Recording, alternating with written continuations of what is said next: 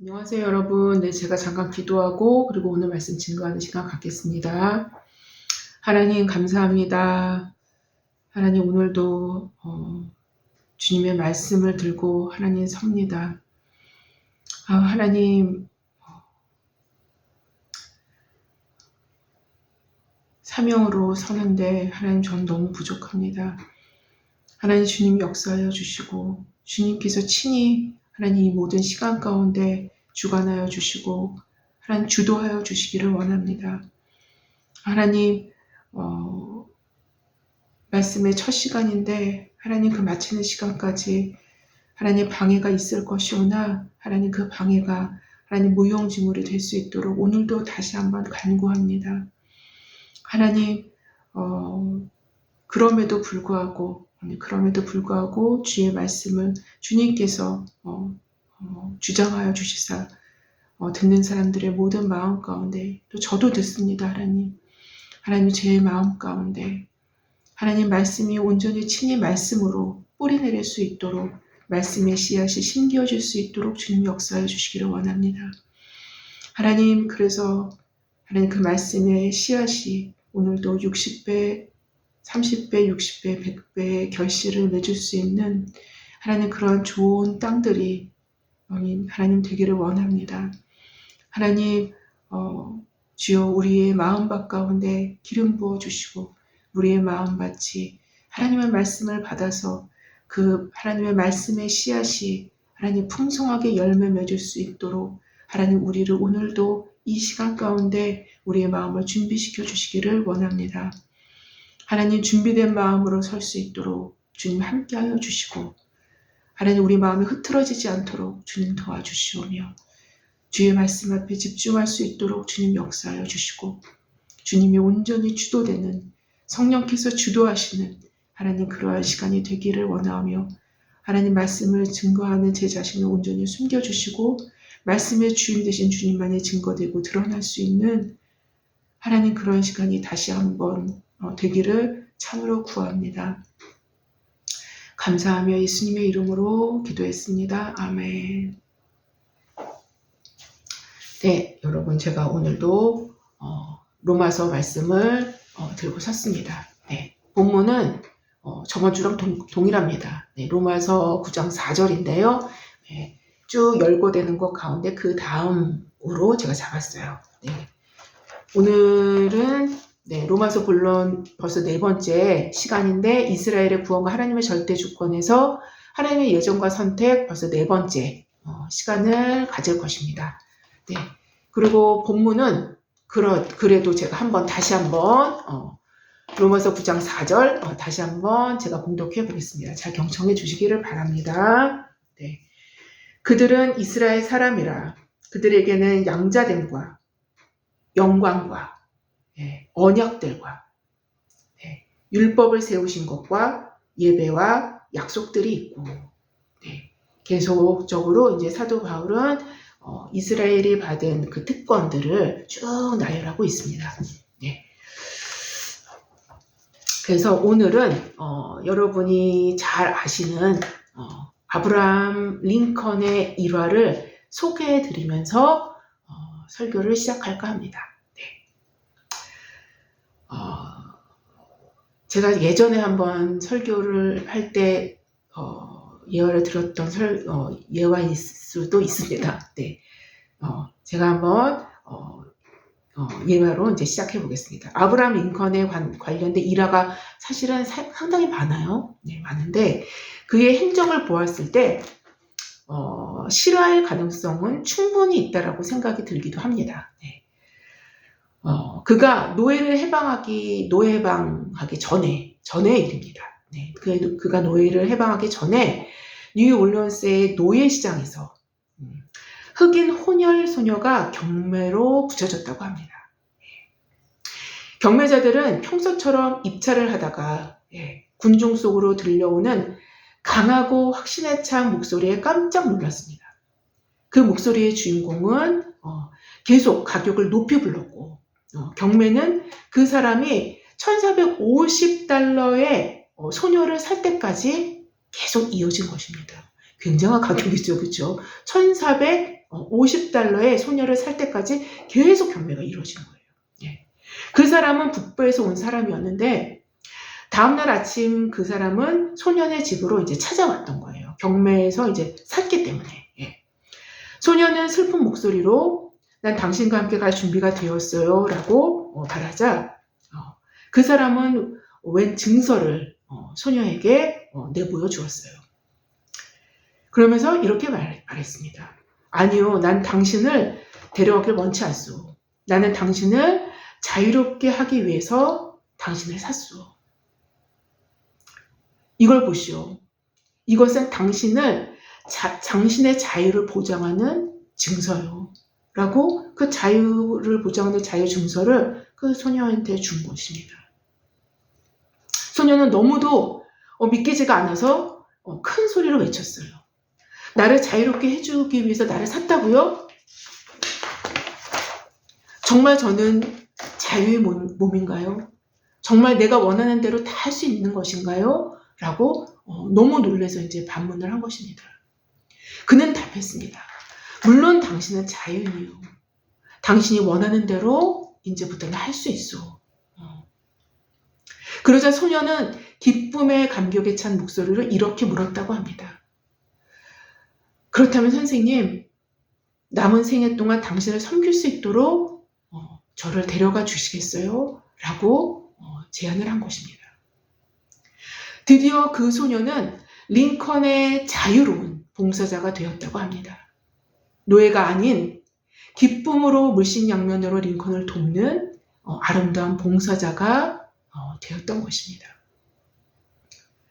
이러한 링컨은 결국 노예 해방을 이루는 주역으로 하나님 앞에 쓰임을 받게 된 것이죠. 여러분, 링컨이 처음부터 높은 가격으로 노예 경매가를 붙였던 이유는 그러니까 애초부터 그의 결심은 그 소녀를 사서 자신의 권한으로 그를 자유롭게 해주기를 원해서였을 것입니다. 이미 애초부터 처음부터 그 소녀에게 자유를 주기 원해서 그녀를 산 것입니다. 그가 어떻게 할 수 있었던, 그가 이렇게 할 수 있었던 이유는 무엇이었을까요? 돈이 많아서였겠습니까? 시간이 많아서였겠습니까? 어쩌면 그가 이렇게 할 수밖에 없었던 이유일지도 모를 이유가 있어요. 아마도 링컨은 분명히 노예들에 대한 특별한 책임감을 느꼈을 것임은 분명합니다. 그의 마음에는 특별한 책임감이 있었던 거예요. 노예들한테. 피부색은 다르더라도 하나님의 창조하신 동일한 사람으로서 하나님의 형상으로 지음받았다라는 것으로 인한 그들 역시 누려야만 하는 자유에 관하여 링컨은 분명히 그들의 자유에 대한 책임감이 있었을 것임은 분명합니다. 이상한 책임감이지 어떻게 보면. 하지만 링컨의 마음에는 이러한 책임감이 있었던 거예요. 이러한 특별한 책임감이 없이는 자신의 비싼 돈을 들여서 사들인 노예를 풀어줄 수는 없을 것이며 더 나아가 아이의 자유를 주기 위해 자신의 돈을 지불하면서까지 그것도 아주 높은 금액을 지불하면서까지 노예를 사지는 않았을 것이기 때문인 거예요. 또 한 가지는 링컨은 그 노예 소녀를 보면서 우리를 자유케 하시려고 자신이 스스로 값을 치르시고 우리를 위해서 우리의 죄를 대속해 주신 그리스도를 생각했을 수도 있을 것입니다. 충분히 있습니다. 그 은혜를 받은 자로서 자신은 그 은혜를 받은 자예요. 그리스도의 대속적인 피값으로 본인이 자유를 얻은 것입니다. 그 은혜 받은 자로서 그와 닮은, 그와 유사한 그 은혜를 전달하는 복음의 전달자로서 서 있었을 링컨을 생각해 보게 되기도 한다라는 것입니다. 여하튼 링컨은 매우 가난한 환경에서 자라났지만, 아니 바로 그 여건이 어쩌면 더 분명하고 선명하게 그 자신을 조명해 주었을 수도 있었겠는데요. 그 가난 가운데에서 대다수의 가난하고 비천한 흑인 노예들의 입장을 자신과 동일시해 보았던 적도 있었을 법합니다. 굉장히 가난했죠. 예. 또한 그러면서도, 또 다른 측면에서는 또한 그러면서도 자신과 그들이 다른 측면, 다시 말한다면 자신은 가난해도 백인 남자라는 특권을 갖고 있는 존재임도 또한 인식했을 것임은 충분히 있습니다. 예.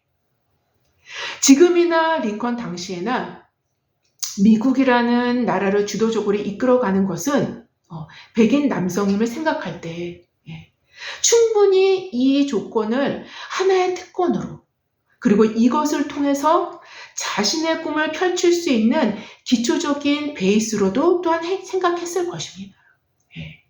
그러나 링컨에게는 이러한 특권이 특권으로만 남지 않게 만드는, 언제나 그 특권을 책임으로 바꿀 수 있는 남다른 능력이 그에게 있었던 것입니다. 아주 남다른 능력입니다. 자신이 갖고 있는 그 특권, 즉 백인으로서의 특권으로 노예를 살 수 있었고, 아주 좀 비싼 가격이지만 열심히 노동을 해서 열심히 일을 해서 번 그 돈으로 노예를 살 수 있었고, 그럼에도 그 노예를 노예로 대우하지 않고 자유를 줄 수 있는 책임성으로 바꿀 수 있는 바로 그 능력을 소유하고 있었던 것입니다. 더 나아가 그가 미 합중국의 16대 대통령으로 당선된 이후에도 이러한 면모는 더욱 뚜렷하게 드러납니다. 한 사람의 백인 남성으로서 가질 수 있는 특권보다 훨씬 더 막강하고 강력한 특권을 갖게 된 대통령의 그 자리에 올라갔어도 그는 이러한 자신의 특권만으로 남겨두지 않았던 인물이었습니다. 오히려 더 큰 특권을 누릴 수 있는 자리에서 더 큰 그 특권으로 노예 해방을 선언하게 되므로 하나님 앞에서, 그리고 인류 앞에서 책임성 있는 면모를 보여주었던 것입니다.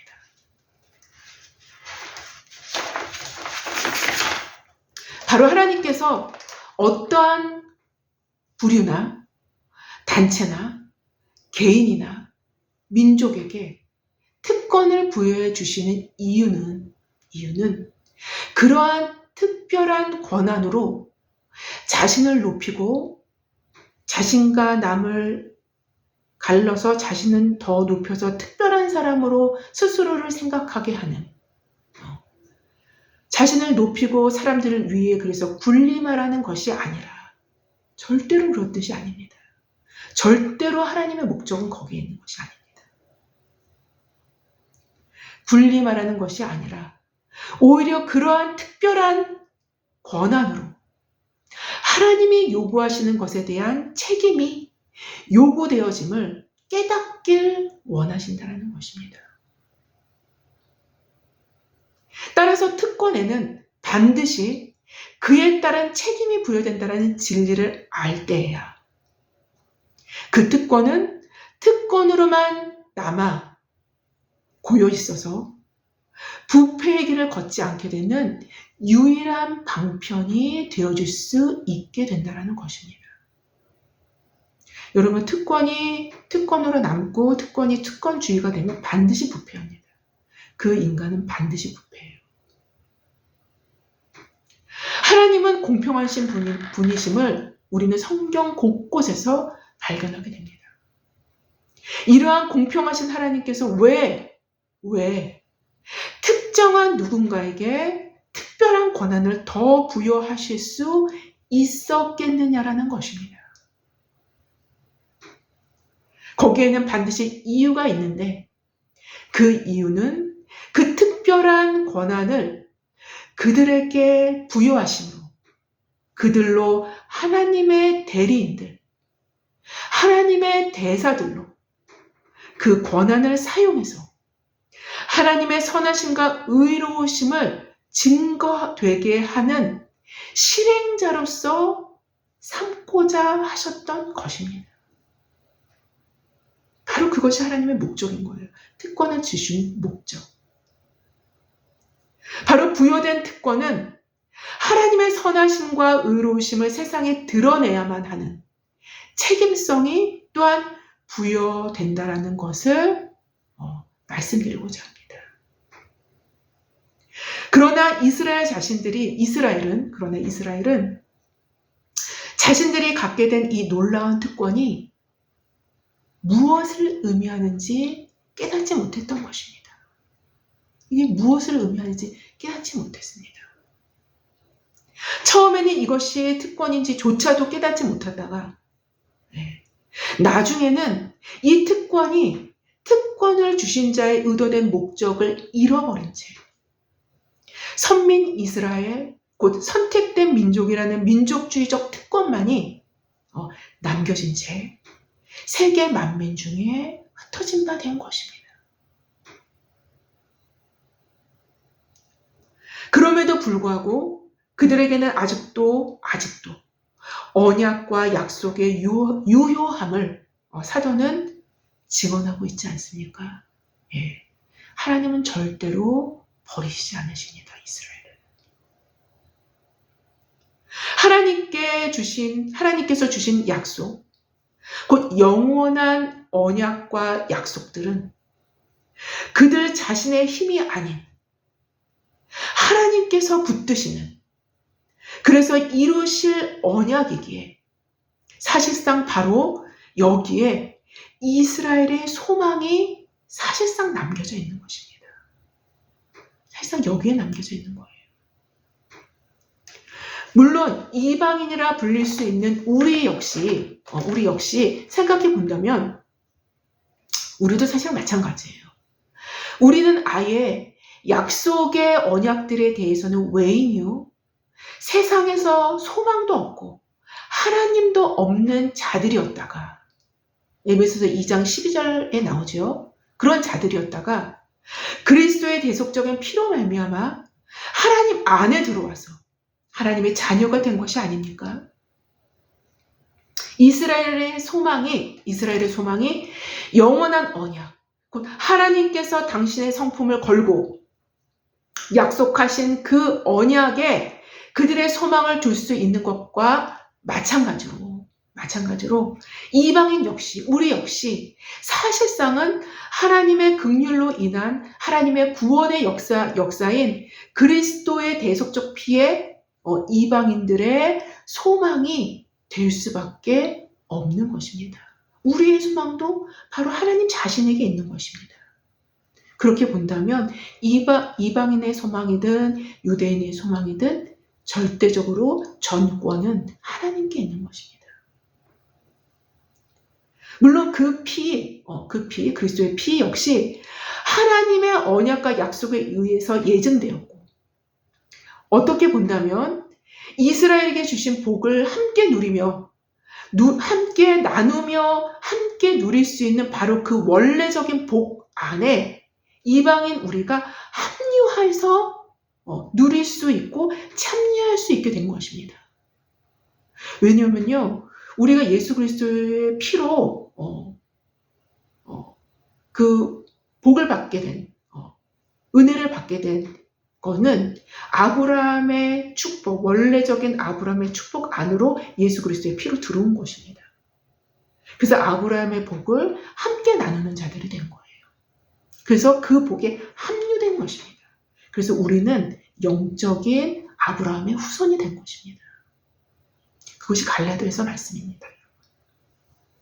여하튼 제가 말씀드리고자 하는 것은 이방인이든 유대인이든 결국에는 모든 인류는 그 소망을 하나님 앞에 둘 수밖에 없는 것입니다.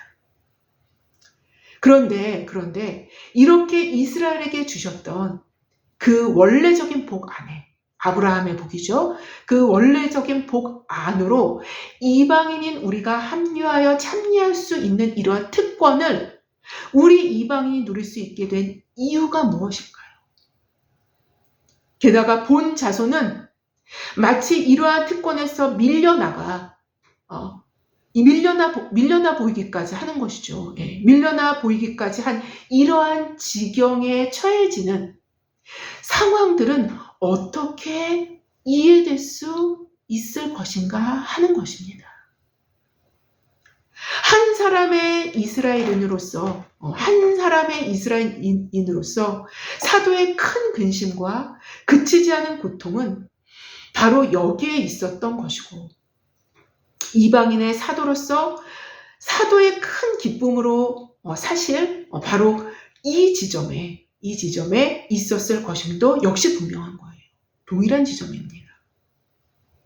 그러나 지금 9장에서는 그는 한 사람의 이스라엘인으로서 서 있는 것입니다. 사도는 자신의 눈은 자신의 고륙 친척을 향해 비통한 그 신음하는 마음으로 그들이 누려왔던 특권들을 찬찬히 살펴보고 있는 것입니다. 비통한 마음으로. 특권들이 놀랍고 값진 것일수록 사도의 마음은 더 깊은 비통함이 멈추지 않고 있다는 것입니다. 왜냐하면 특권들이 크고 값진 것일수록 그것을 잘못 사용했을 때, 오용되었을 때 오게 되는 결과물들은 더욱 비참할 수밖에 없기 때문인 것입니다. 바로 이것을 강조하고자 사실상 사도는 5절에서 그리스도를 거론하면서 그분이 하나님이셨음을 선명하게 강조하고 있게 된 것입니다. 나중에 우리가 살펴볼 것입니다. 우리는 그래서 저번 주에 이스라엘 사람이라는 영예로운 이름을 살펴보기도 했고, 그들의 양자됨과 영광에 관하여 살펴보았습니다. 이것은 곧 사람을 창조하신 창조주께서, 그러니까 피조물이 아닌 세상을 만드신 주인께서 친히 부여해 주신 특권이었으며 그 자신을 그들에게만큼은 드러내시고 보여주심으로 이들이 특별한 권한들을 친히 세워주신 분이 바로 하나님 자신이었었던 것입니다. 바로 하나님 자신이었었던 거예요. 이들에게 그 특권을 부여해 주시고 그 권위를 세워주신 분이 바로 하나님 자신이었었던 것입니다. 출애굽 이후 모든 이스라엘 백성들, 곧 아이건 어른이건 노인이건 남자건 여자건, 그들 모두 광야의 자신의 장막문 앞에서 하나님의 영광, 쉐키나의 영광을 보는 것은 그들의 일상이 되었었던 것입니다. 그들의 일상이었어요. 하나님의 현현의 상징인 불기둥과 구름기둥을 일상적으로 본 것입니다. 사도는 바로 어느 민족에게도 없었던 이러한 창조주의 현현을 볼 수 있었던 특권이 이스라엘에게는 있었음을 언급했던 것입니다. 바로 저번 주에 우리는 살펴보았어요. 사실상 이러한 특권은 하나님의 살아계심을 너무도 명백히 보여주는 것이기에 그들은 이처럼 분명히 살아계신 하나님의 율례와 계명과 법도를 지킬 수 있는 베이스가 애초부터 그들의 특권 속에 자리 잡고 있었던 것입니다. 애초부터 그들의 특권 속에 그 율례와 법들을 지켜야만 하는 책임성이 이미 부여되고 있었던 거예요.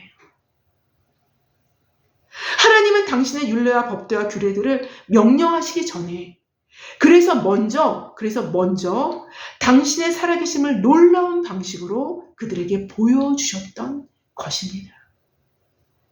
이러한 놀라운 특권 속에는 하나님을 향해서, 더 나아가 이웃을 향해서, 더 나아가 모든 열방을 향해서 그 향한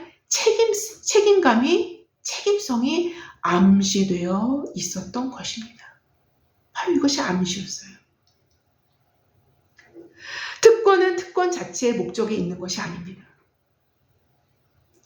만약 특권 자체에 그 목적이 있다면 하나님은 결코 공정하신 그리고 공평하신 분이 되어줄 수 없을 것입니다.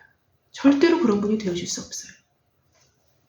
더 나아가 특권이 있다면 비특권, 즉 특권을 누릴 수 없는 존재들도 존재하기 마련일 텐데, 특권이 있다면 비특권자들이 당연히 존재되어 줄 수밖에 없는 것이 아닙니까? 그렇다면 비특권자들조차도 만드신 하나님께서 비특권자들에게는 하나님은 의로우실 수도 없고 의로우심을 그들에게 보여주는 통로 자체가 단절되어질 수밖에 없게 되는 것입니다. 특권을 그냥 그 특권으로만 누린다면, 거기에 책임성이 부여되지 않는다면, 하나님은 그러나 결단코 그런 분이 아니십니다. 절대적으로 그런 분이 아니셔요. 하나님은요, 그 비특권자들도 만드신 하나님이셔요. 오히려 사회적인 약자들을 더 특별히 관심을 가지시고 애달픈 마음으로 그들을 품으시는 하나님이심을 우리는 모세오경에서도 확실하게 볼 수 있습니다. 하나님은 어떠한 특정 사람들에게 특권을 부여하시는데, 그 이유는 그래서 그들에게 주신 그 특권을 사용해서 비특권자들에게 하나님의 의로우심과 공평하심과 공정하심을 드러내는 통로로 그들의 특권을 사용하길 원하시는 바로 그 목적을 위해서 특권을 부여하시는 분이라는 것입니다. 이것이 특권 주신 자의 원래적인 목적입니다. 만약 특권이 특권으로만 남아서 그 특권을 누리는 것이 목적 자체가 되어진다면 인간의 부패한 본성상 반드시 이것 역시 부패할 수밖에 없게 되는 것입니다. 반드시 부패합니다. 왜냐하면 더 많은 권한, 더 특별한 권한은 스스로를 높이고 자랑하는데 아주 효과적으로 기여할 수밖에 없기 때문인 거예요. 고여있는 물이 썩듯이 특권을 부여하신 자의 목적대로 그 특권이 이웃과 사회를 위한 책임성으로 흐르지 못한다면 반드시 썩을 수밖에 없다는 것입니다. 사도는 로마서 9장 4절 하반절에 이렇게 이어갑니다. 언약들과 율법을 세우신 것과 예배와 약속들이 있고라고 기록합니다. 저번 주에 말씀드린 그 바로 다음 로마서 4장 하반절에 해당하는 거죠. 그렇죠? 근데 오늘은 특별히 여기서 언약들과 율법을 세우신 것과 예배와 약속들이 있고 해서 언약들과에 대한 부분을 오늘은 말씀을 드릴까 합니다. 이스라엘에게 부여된 특권의 첫 번째는 사실 양자됨이었고요. 두 번째는 영광이었고요. 셔키나 영광이었고요. 그리고 세 번째 목록인 언약들이 그 뒤를 잇습니다. 사실 성경에 나타나는 언약, 디아데케, 이 언약, 디아데케는 양자 간의 흥정이나 협약에 의미와는 철저히 구분됩니다. 철저히 구분됩니다. 로이드 존스는 성경에서 의미되어지는 언약의 개념을 그의 강해서에서 잘 정리해주고 있는데요. 네, 그는 이렇게 기록을 합니다. 성경에서의 언약은 하나님의 은혜의 주권적인 행위입니다. 하나님의 은혜의 주권적인 행위입니다. 하나님께서 어떤 일을 스스로 행하시겠다라고 맹세하는 것입니다. 라고 그는 기록합니다. 그리고 이어서 하나님께서 백성들과 대등한 자리에서 만나시는 것 같은 모습을 보여주는 신뢰가 성경에서는 하나도 없다라는 겁니다. 하나도 없습니다. 대등한 관계에서 계약을 맺는 것이 아닙니다. 협약을 맺는 것이 아니라는 것입니다.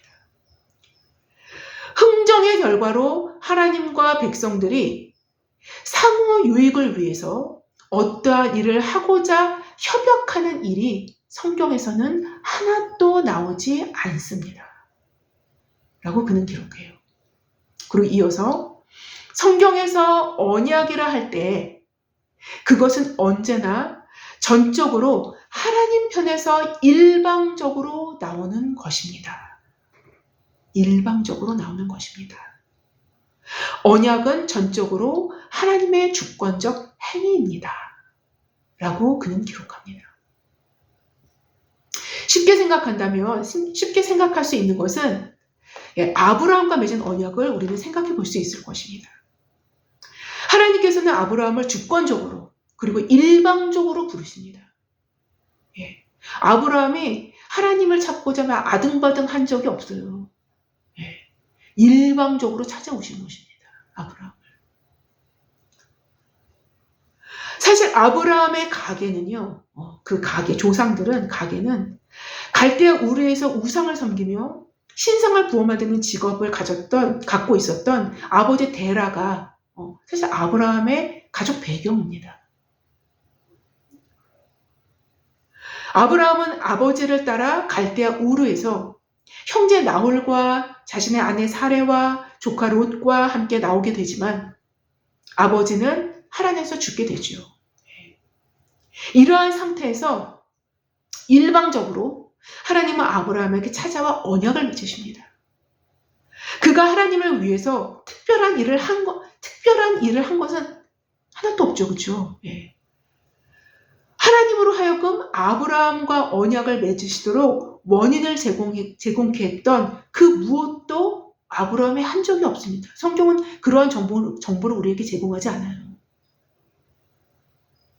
그저 성경은 갑자기 창세기 12장 1절에 갑자기 이렇게 말씀하셔요. 여호와께서 아브라함에게 이르시되 너는 너의 고향 친척과 아버지의 집을 떠나 내가 내게 보여줄 땅으로 가라 라고 명령하십니다. 이 명령을 일방적으로 내리신 후에 바로 곧 이어 아브라함에게 언약의 내용을 말씀하십니다. 내가 너로 큰 민족을 이루고 내게 복을 주어 내 이름을 창대하게 하리니 너는 복이 될지라. 복의 근원이 된다라는 거죠. 그냥 복이 된다라는 것입니다. 그래서 우리는 영적인 아브라함의 후손으로 예수 그리스도로 말미암아서 이 복을 함께 누리는 자가 된 것입니다. 아브라함만이 복인 거예요. 아브라함이 복인 것입니다. 그래서 우리는 아브라함의 후손으로 들어온 거예요. 예수 그리스도로 말미암아. 너를 축복하는 자에게는 내가 복을 내리고 너를 저주하는 자에게는 내가 저주하리니 땅의 모든 족속이라고 했습니다. 여러분. 온 땅의 모든 족속이 너로 말미암아 복을 받을 것이니라.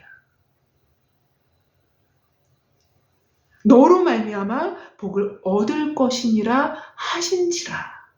라고 창세기 12장 2절부터 3절에 기록합니다. 여러분, 이것이 언약입니다. 이것이 언약이에요. 이 아브라함이 여호와의 말씀을 따라갔다고 성경은 기록합니다. 바로 하나님께서 아브라함과 맺은 이 첫 언약 안에 이미 땅의 모든 족속이라는 이방인에게 미치는 복까지 예언이 되어 있는 것입니다. 즉 그리스도를 통해 결국 아브라함의 복은 이방인들에게까지 미치게 됩니다. 여하튼 하나님은 아브라함에게 일방적으로 찾아오셔서 주권적으로 당신의 언약을 맺으시며 복의 근원이 되는 복을 주십니다. 아브라함의 복 자체가 되는 거예요. 그 복을 받으려면은 아브라함의 후손으로 들어와야 되는 것입니다. 어찌됐든 간에 복을 받으려면 영적인 복, 진짜 복을 받으려면. 그럼에도 이 하나님의 복은 많은 사람들을 위한 통로로서의 복의 특징을 지닙니다. 예. 많은 사람들을 위한 복, 네. 통로로서의 복입니다. 통로로서의 복. 이 언약적 특권은 아브라함의 믿음의 순종으로 인하여 언약 맺은 자로서의 책임성 있는 반응으로 인하여 이 복은 많은 사람들을 살리고 복되게 하는 복의 근원이 될 수 있었던 것이기도 합니다. 왜요? 나중에 이후에 이 언약을 맺은 아브라함, 이 특권을 갖고 있는 이 아브라함이 나중에 모리아산에서 그에 따른 순종의 결과로 얻어지는 책임성 있는 행동을 보여줍니다. 이게 모리아산 언약이죠. 이삭을 바쳤을 때. 창세기 12장에 아브라함과 맺은 첫 언약이 기록되었지만 하나님께서는 창세기 13장에서 그리고 창세기 15장에서 그리고 횃불 언약, 또다시 창세기 21장에서 할례 언약, 그런 후에 창세기 22장에서 모리아산 언약까지 여러 차례의 언약들을 맺으시는 것을 확인할 수 있는데요. 여기서 하나님께서 모리아산 언약에서 아브라함의 그런 순종하심을 보시고 그 언약을 또 한 번 갱신하십니다. 더 확고하게. 여하튼 이런 여러 차례 언약들을 맺으시는 것을 확인할 수 있는데요. 하지만 사실상 한 가지의 언약이 다양한 측면으로 강조되어 반복되고 있음을 우리는 알게 됩니다. 아브라함의 생애 하나만 보더라도 굉장히 많은 언약들이 주어집니다. 그렇죠? 지금 제가 설명했었던 것처럼 창세기 13장, 창세기 15장, 창세기 21장, 창세기 22장 계속 아브라함과 언약을 맺으십니다. 언약을 갱신해 나가십니다. 그래서 다양한 언약이라고 생각을 하지만 사실상 한 언약입니다. 하나의 언약입니다. 한 가지 언약이 다양한 측면으로 강조되어 반복되고 있음을 우리는 확인하게 됩니다. 이러한 언약의 특징은 사실상 아브라함의 언약뿐만 아니라 이삭과 야곱에게 주신 언약들, 제사장 언약, 그리고 다윗 언약과 새 언약은 예레미야 31장에 나오는 예레미야를 통해서 하나님께서 주신 새 언약이죠. 그렇죠? 새 언약에 이르기까지 크게 보면 모두 성경에 나오는 이 모든 언약들은 모두 크게 보면 하나의 언약 안에서 한 가지 언약입니다. 하나의 언약 안에서 어떤 측면이 강조되기도 하고 갱신되기도 하면서 역사 가운데 반복되어져 왔다라는 것들을 우리는 또한 다시 한번 확인하게 되는 것입니다. 하나님은 어떤 언약을 주시고 그거를 딱 폐하시고 그 다음 다른 언약을 주시고 또 폐하시고 그 다음 다른 언약을 주신 분이 결단코 아닙니다. 하나님의 언약은 영원한 것입니다. 갱신이 있을 뿐이지 다른 방향으로 다른 측면으로 강조되었을 뿐이지 하나의 언약이 끝까지 쭉 맥락을 이어 내려옵니다. 이스라엘 역사 가운데. 어떠한 언약이 폐해지고 무효화된 후에 또한 다른 언약이 세워지는 것은 인간의 언약에서는 가능하지만 하나님의 언약에서는 그가 맹세하여 하신 말씀은 폐하여질 수도 없고 무효화될 수도 없기 때문인 것입니다. 여하튼 전능하신 하나님의 인격을 걸고 맹세로서 이루신 언약, 이것이 이스라엘에게 주어진 또 하나의 굉장한 특권인 것입니다. 굉장한 특권이죠. 여하튼 제가 방금 말씀드린 언약들 중에 다윗 언약에는 메시아 언약, 곧 다윗의 혈통에서 메시아가 나올 것이라는 언약적 약속을 이스라엘은 이미 알고 있었고, 이 언약 자체는 이미 그들이 특권을 받아 이러한 소망 가운데 있었음은 분명하다는 것을 우리는 확인할 수 있습니다. 그러나 이러한 특권을 누리고 있는 가운데 그 특권의 한복판에서 그들은 그 소망의 메시아를 자신들의 손으로 버리고 십자가에 못 박아 죽인 그러한 사건이 벌어진 것입니다. 어떻게 이런 일이 있을 수 있을까? 무지에서 모른다라면 이해될 수 있을 만한 일말의 이유가 생기겠지만, 이러한 언약들이 이미 이스라엘에게는 그들의 역사 가운데 반복해서 주어져 있었음에도 언약의 전문가들, 말을 쉽게 설명하면 언약의 전문가들, 곧 언약의 건축자들, 쉽게 설명하면 그러한 건축자들의 합의에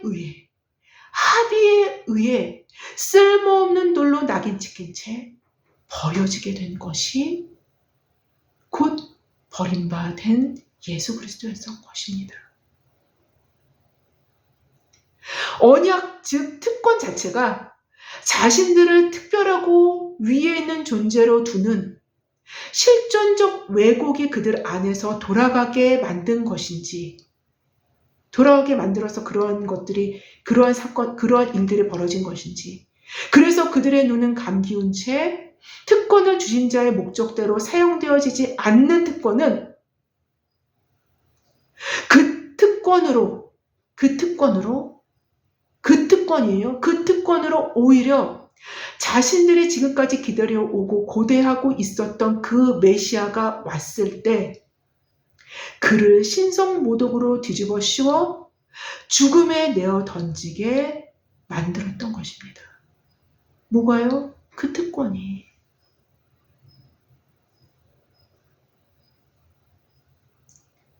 그들이 알고 있었던 메시아에 대한 지식과 율법과 성경의 언약들은 바로 이러한 특권을 오히려 메시아를 알아볼 수 있는 눈을 막아서는데 감기게 하는 기묘한 방식으로 작동되었던 것입니다. 이사야 6장 9절부터 10절은 신약 성경에서 매우 자주 인용된 구절인데요. 신약 성경에서 매우 자주 인용된 구절이에요. 이사야 6장 9절부터 10절은 이렇게 기록합니다. 여호와께서 이르시되 가서 이 백성에게 이르기를 너희가 듣기는 들어도 깨닫지 못할 것이요 보기는 보아도 알지 못하리라 하여 이 백성의 마음은 둔하게 하며 그의 귀가 막히고 그들의 눈이 감기게 하라. 염려하건대 그들이 눈으로 보고 귀로 듣고 마음으로 깨닫고 다시 돌아와 고침을 받을까 하노라 하시기로 라고 말합니다. 아마도 신약 성경에서 구약을 인용한 구절 중에 가장 많이 인용한 구절이 아닐지도 모르겠어요. 아닐까 싶어요. 제가 생각하기에. 정확하게 세보진 않았지만 굉장히 많이 인용됩니다. 마태, 마가, 누가, 요한 복음에서 예수께서 친히 인용하시기도 하셨고요. 이 구절, 이사야 구절을. 사도 바울 역시 사도행전 28장에서 이 말씀을 인용해서 말하고 있음을 우리는 볼 수 있고요. 누가가 기록하고 있기도 하며 로마서 11장에서 또 인용하기도 합니다. 반복해서. 굉장히 많은 데서 인용합니다. 사실 이사야 6장 9절부터 10절은 사실상 잠정적 심판의 내용을 기록한 것입니다. 잠정적 심판의 내용. 이 심판은 지금까지 놀라운 축복, 그 특권을 누려왔던 자들이 특권을 주신 자의 목적을 잃어버리고 특권을 독점하려고 들었을 때 더 나아가 특권을 책임으로 바꾸지 못했을 때 아예 그 특권이 특권되게 했던 볼 수 있고 들을 수 있고 깨달을 수 있었던 마음 자체를 거두어 가시겠다라는 일종의 심판임을 우리는 보게 됩니다.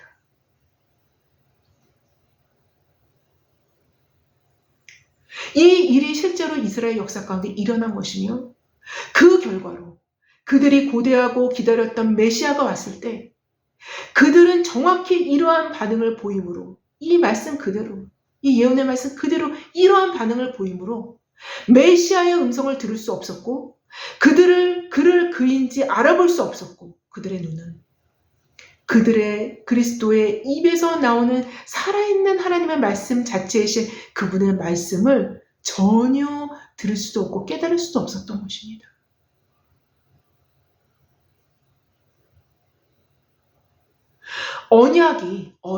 언약이 곧 하나님의 은혜의 주권적인 행위라면 이스라엘에게 있어서 언약은 당연히 특권임은 분명합니다. 당연히 특권임은 분명해요. 하나님께서 일방적으로 택하시고 복을 주시기로 언약을 맺는 주권적인 행위를 그들에게 행하셨다라면 분명히 언약들은 그들의 영광이요 영예요 특권일 것입니다. 당연히. 그러나 그 언약들 안에 담긴 하나님의 이 세상 다스리심의 전체 목적, 그러니까 이스라엘을 통하여 모든 민족에게 주시고 싶은 그 복들까지 그들의 생각은 미치지 못했던 것입니다. 세계가 다 내게 속하였나니 너희가 내 말을 잘 듣고 내 언약을 지키면 너희는 모든 민족 중에서 내 소유가 되겠고 너희가 내게 대하여 제사장 나라가 되며 거룩한 백성이 되리라. 너는 이 말을 이스라엘 자손에게 전할지니라. 출애굽기 19장 5절 6절 말씀입니다. 여러분 제사장 나라란 곧 제사장이란 무엇일까요? 하나님이 그렇게 표현하셨잖아요. 지금 제사장 나라라고 이스라엘을 표현하셨잖아요. 자, 그렇다면 제사장이란 제사로서 하나님과 백성 사이에 막힌 죄들을 제의적인 방법으로 중재할 수 있는 사람이라면 그게 제사장이 아닙니까? 중재할 수 있는 사람이라면 바로 백성이라는 존재들이 없이는 제사장도 없는 거예요. 중재할 백성이 없는데 어떻게 제사장이 있습니까? 제사장이란 의미는 중재할 백성이 있다는 것을 곧 의미하는 것입니다.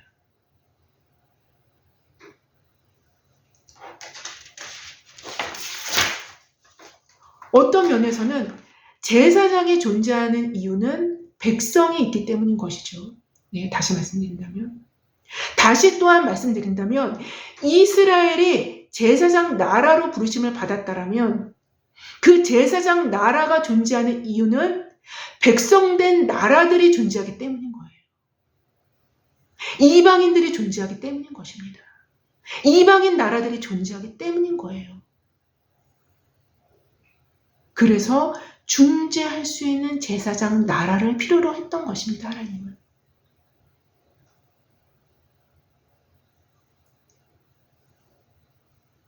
이방인들이 존재하기 때문에 제사장 나라가 필요했던 거예요.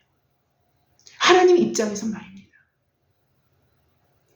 여기서 특권적 나라인 이스라엘은 이방인들에 대한 책임이 하늘로부터 여호와의 보좌로부터 부여됐었던 거예요.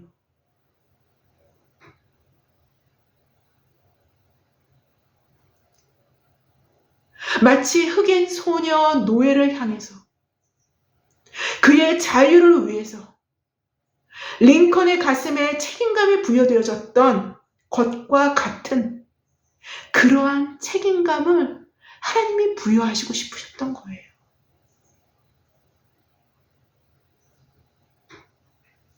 이것은 하나님의 형상대로 지으심을 받은 인류를 향한, 그리고 자신을 제외한 타인을 향한 책임감인 것입니다. 이것이 하나님께서 특정한 사람이나 민족에게 부여해 주신 특권, 바로 이 특권의 정확한 목적이 되어지는 것입니다.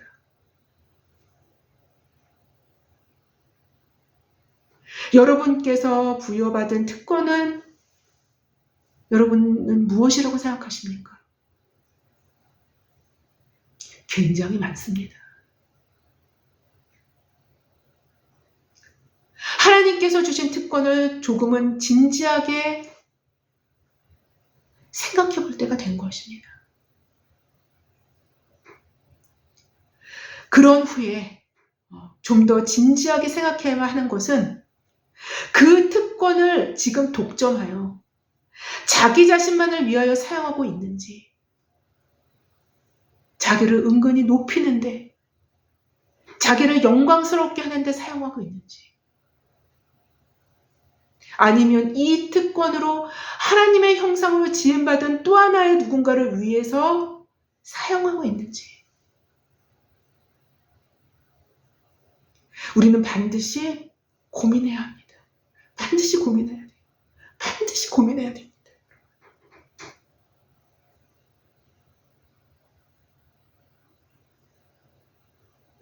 이 일이 망각되었을 때 우리 역시 이 특권으로 우리 인간의 죄된 본성을 높이고 자기 스스로를 지지하는데 물신양면으로 활용하게 될 것임은 분명해요. 그 특권을.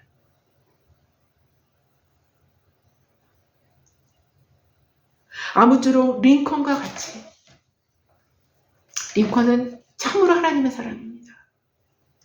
링컨과 같이 자신의 특권을 책임성으로 바꾸는데 능력이 있는, 능한 저와 여러분이 되어줄 수 있도록 언제나 그리스도 안에 거하시는 저와 여러분이 되어지기를 주님의 이름으로 기도합니다. 제가 기도하고 마치겠습니다. 하나님 감사합니다. 하나님 감사합니다. 하나님, 우리는 주님으로 인하여만 살 수 있습니다. 하나님, 우리의 생각과 우리의 마음은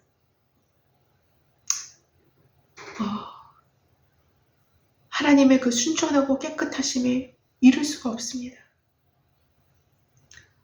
어떤 방향으로든 치우치고 자신을 높이고자 애쓰며 자신을 위해서 자신을 열렬히 지지하며 그것을 위해서 모든 것들을 사용하는 것이 바로 인간입니다.